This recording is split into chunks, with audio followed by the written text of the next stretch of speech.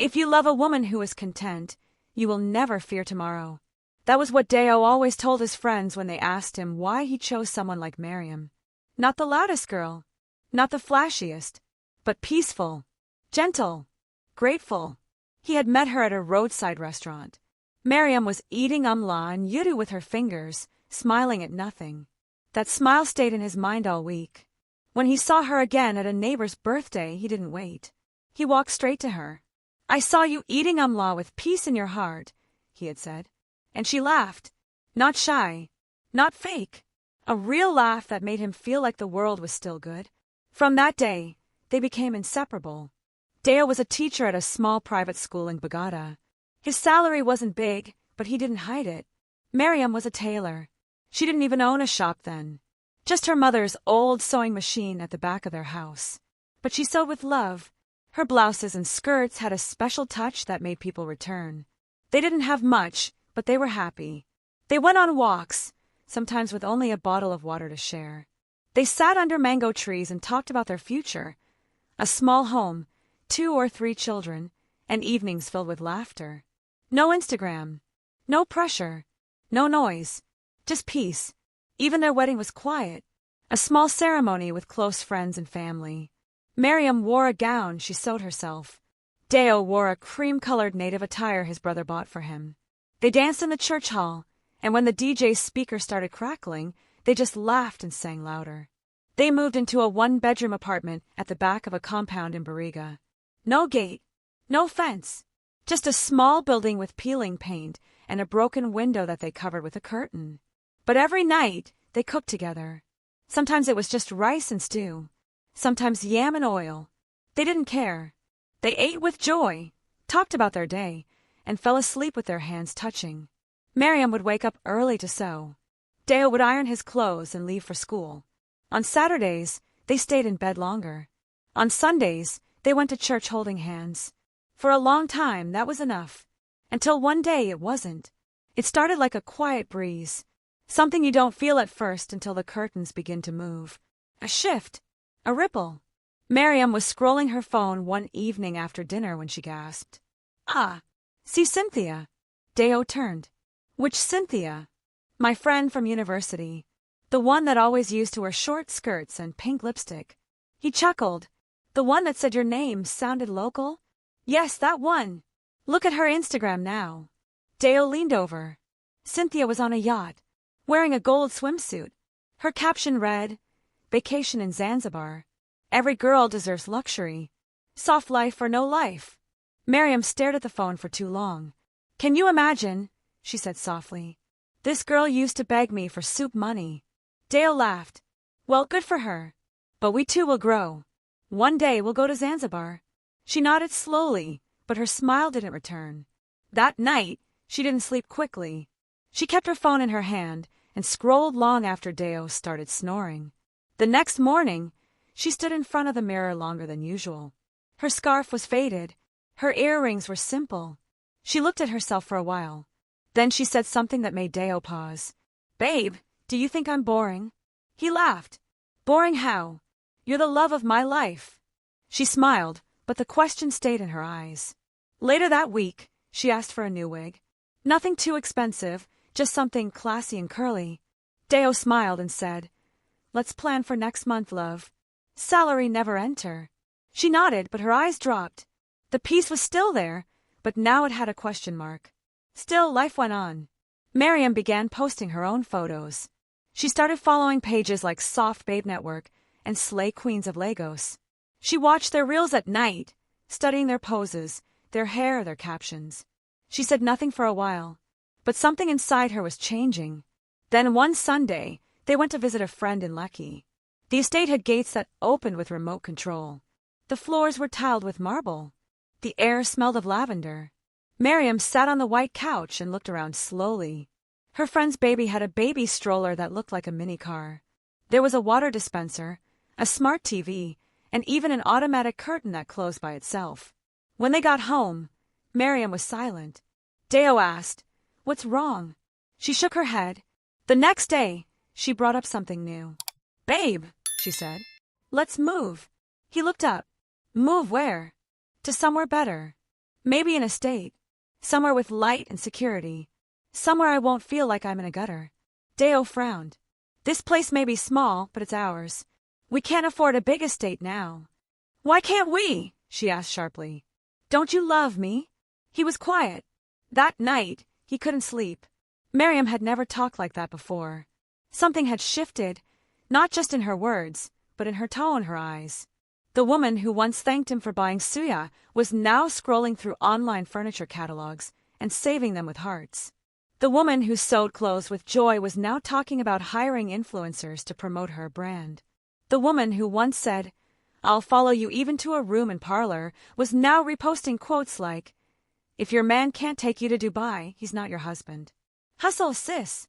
Deo was still in love, but he was starting to feel afraid. Not of her, but of the new world she was beginning to chase. And the worst part, she didn't even know she was changing. Miriam changed her WhatsApp profile picture 3 times in one day. The first one was a close-up of her new lashes. The second was a soft-filtered mirror selfie.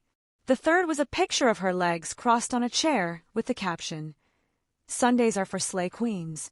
Deo noticed. So did his mother. "Miriam, day okay?" she asked one evening on the phone. "She no post food picture again?" Deo forced a laugh. "She's just trying new things." Trying new things was one way to describe it. Miriam had started ordering wigs online. Expensive ones. Not the cheap synthetic ones she used to wear. These ones had names: Brazilian body wave, Peruvian deep curl, raw Vietnamese bone straight. Each one cost more than Deo's monthly feeding allowance. She also bought new clothes, shiny dresses, high heels, designer bags, or at least bags that looked like designer bags. She stopped wearing wrappers around the house. Now, even when she was home, she dressed like she was about to step out. She said things like, "I can't repeat this dress. I already posted it." And, "If you love me, you'll upgrade me." At first, Deo tried to keep up. He bought one wig for her, then a second. He paid for a spa day when she said she was stressed. He even bought a ring light so she could take better pictures for Instagram. But it wasn't enough, because Miriam didn't want to be better. She wanted to be seen, especially by Cynthia, the university friend who now had over 50,000 followers.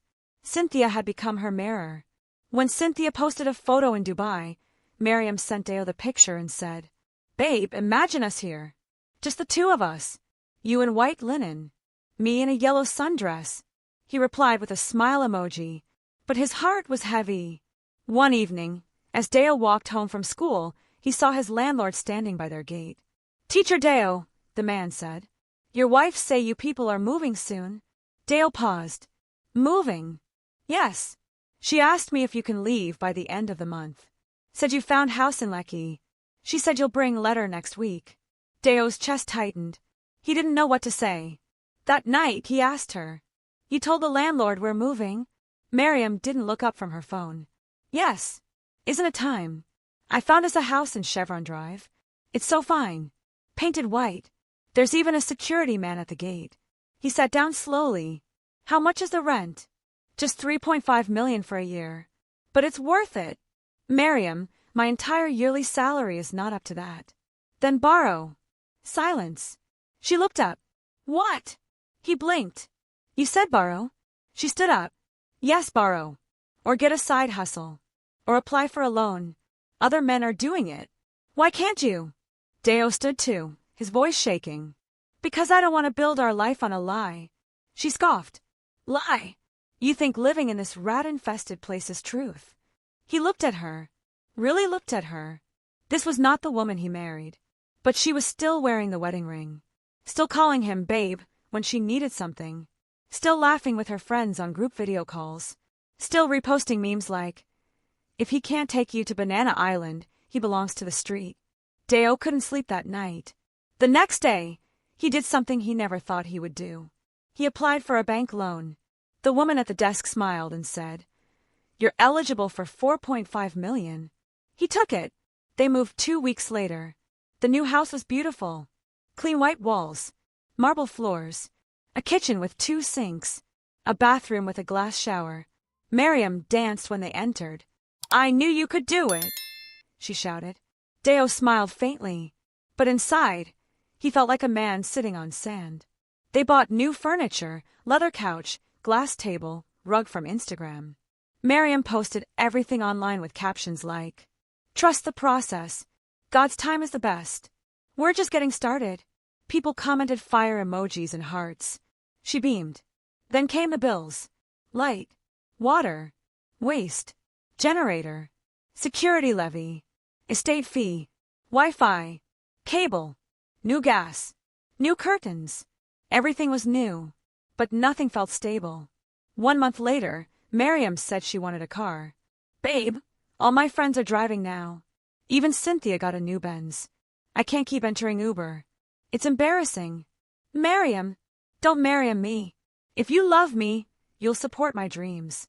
I'm still paying back the loan. We're already tight." She folded her arms. "Tight is for poor people. I want more." That night, she posted a story with the text, "God, I'm tired of struggling." Deo saw it, but he said nothing.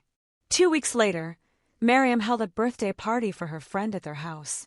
There was music, wine, heels clacking, laughter, and many selfies. Deo sat quietly in the bedroom. He heard someone ask, "Where's your husband?" Miriam replied, "He's inside. He doesn't like noise. Or fun." The words cut deeper than he expected. After everyone left, he told her, "I'm losing myself in this life." She rolled her eyes. "You're being dramatic." "No, I'm serious. I miss us.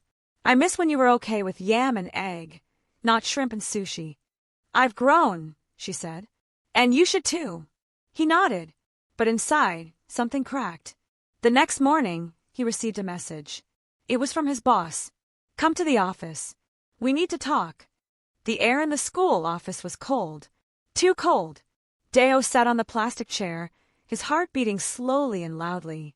His principal, Mr. Ogan, adjusted his glasses and sighed. "Deo, you've been with us for 5 years," he said. Deo nodded. "You've never given us trouble. You've been a good teacher." "Thank you, sir." Mr. Ogan looked down at a paper. "But things are changing. The school is cutting back. Enrollment is low. Salary budgets have been reduced. We're letting some people go." Deo's fingers curled around the arms of a chair. "We're sorry, Deo, but this is your last month." He couldn't speak. He couldn't even breathe. He walked out of the school gates with an empty heart.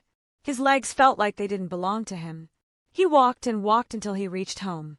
The house looked the same. Perfect. Shiny, cold. Miriam was sitting on the couch, laughing at something on her phone. When she looked up, she smiled. "Babe, you're home early. Did you bring that meat pie I asked for?" He stood at the door. "I lost my job." The smile dropped. "What?" "They laid me off." She blinked. "No, you're joking." "I'm not." She stood. "But what about the rent? What about the loan? What about the bills?" He didn't answer. She paced the room. No, no, no. This can't happen now. Not when I just opened my fashion page. Not when people are watching us." Deo sat on the arm of the couch. "Miriam, I warned you." She snapped. "Don't you dare blame me. I took the loan for you." "No. You took it because you're a man. You're supposed to provide." He stared at her, then slowly stood up. "I've been providing. From the day we married, I've been giving you everything. Even when it hurt, even when I was afraid. I've loved you more than myself." She turned away, her voice shaking. "Then love me enough to fix this." "I can't fix this. I'm broken." He walked into the room and closed the door. That night, he couldn't sleep. He stared at the ceiling. The light bulb flickered. The air was hot. His chest was heavier than ever. Miriam didn't speak to him for 3 days. On the 4th day, men came. From the loan agency. They came with papers and cold faces. They came with receipts. They came with a van. They walked through the living room and took the television, the fridge, the couch, the rug, the microwave, the mirror, even the fan. Miriam stood there, frozen, like someone watching a nightmare from the outside. "Please," she whispered. "Please stop." The man in a black shirt shook his head. "Talk to your husband."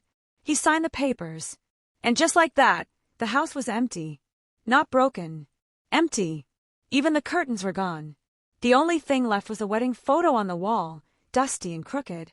That evening, Miriam posted nothing. She lay on the bare mattress and stared at the ceiling. Deo sat outside, in the dark, pressing his phone. He was searching for jobs. Anything. Security. Factory. Receptionist. Driver. He didn't care anymore. But the messages that came instead were from old students. Sir, I'm so sorry. They said you were sacked. Is it true? I saw your wife's furniture being packed on TikTok. People are mocking her. That last message made his blood run cold. He opened TikTok, and there it was. A video. Someone from the estate had recorded the agents carrying things out. The caption read, "When you live fake life, life go reset you." The comment section was worse. "Na soft life she day chase. You undo Cynthia, you no get Cynthia money. Gotta bego." The video had over 200,000 views in just 8 hours. Miriam saw it too. She screamed when she did. She threw her phone against the wall. It cracked. She held her head and cried. Real, deep, body-shaking cries. Deo just sat still. He had no more words left. The next morning, Miriam packed a small bag. She didn't speak. She wore a simple brown dress, tied a scarf on her head, removed her fake lashes and wiped her lips clean. She looked like the girl Deo met at the roadside restaurant, but quieter, older, more tired. "I'm going to the village," she said softly. "To my mother's house." Deo looked up. "For how long?" She shrugged. "Maybe forever." He nodded once. She hesitated, then walked out. The door clicked shut behind her like the final line in a sad song. That evening, Deo sat on the mattress alone. The walls echoed. No sound. No light. No woman. No love. Only memories. Miriam's mother welcomed her with silence. She didn't ask too many questions. The neighbors whispered, though. "She has returned." Lagos didn't favor her. Big girl with no husband. Miriam helped her mother sweep the compound. Fetch water. Boil yam. Mend old clothes. She slept on a mat. Sometimes she woke up in the middle of the night and cried into her wrapper. Her phone had stopped ringing. Her Instagram was quiet. Her last post, a picture of heels and a quote, sat untouched. "You are the only limit to your luxury." Now she knew. The real limit was pride, comparison, a hunger for applause that ate the roof over your head. One morning, she walked to the small river behind her mother's house. She looked at her reflection in the water. She whispered, "I miss who I used to be." She picked up a stone and threw it in. The water rippled, then stilled, just like her heart. If you have not subscribed to my channel, you might not hear my voice again, but if you are, then you are growing every day. Check my page for more interesting stories. Thanks for watching.